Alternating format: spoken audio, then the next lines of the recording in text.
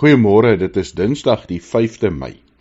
Paulus is besig in Handelinge 17 om te praat met die Grieke in Athene, by die Areopagus, die mark, en daar vertel hy vir hulle van die God wat hulle aanbid, sonder dat hulle dit geweet het. Die onbekende God.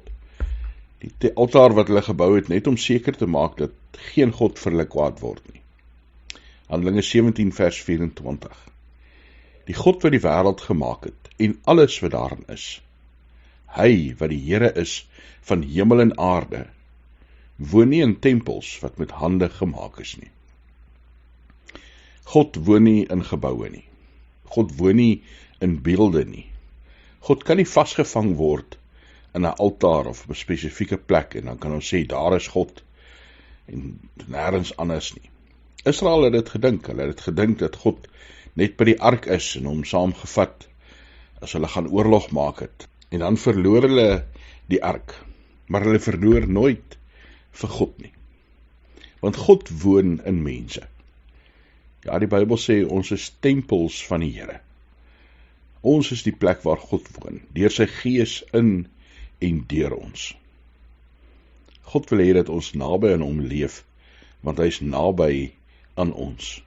In 'n verhouding met hom leef, want hy is in en by en om ons. Ons besoek God nie net op 'n Sondag as ons kerk toe gaan nie. 'n Kerk is maar net 'n gemaklike plek waar gelowiges by mekaar kan kom, om saam te sing en gemaklik te sit en veilig God te dien. God, die een wat die wêreld gemaak het, met alles wat daarin is, vir jou en vir my, is die een wat in ons woon, wat by ons is. Hemelse Vader, dankie dat ons weet, U is nie vasgevang in 'n gebou of in 'n beeld of in 'n tempel of 'n klip of 'n plek nie. Nee, U is die God wat alomteenwoordig is, wat almagtig is, wat die hemel en aarde geskep het.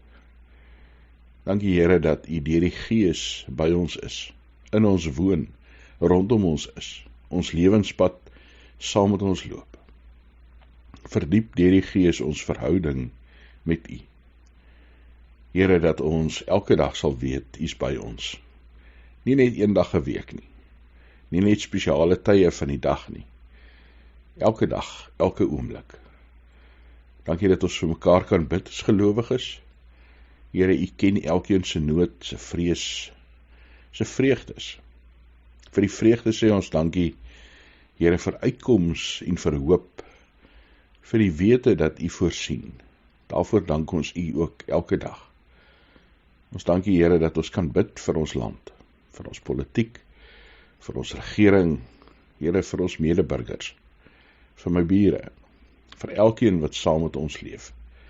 Dat ons ook kan bid vir 'n wêreld, Here, dat waar daar oorlog is, daar sal vrede kom. Dat mense U sal ken. Ons bid dit in Jesus Christus se naam. Amen.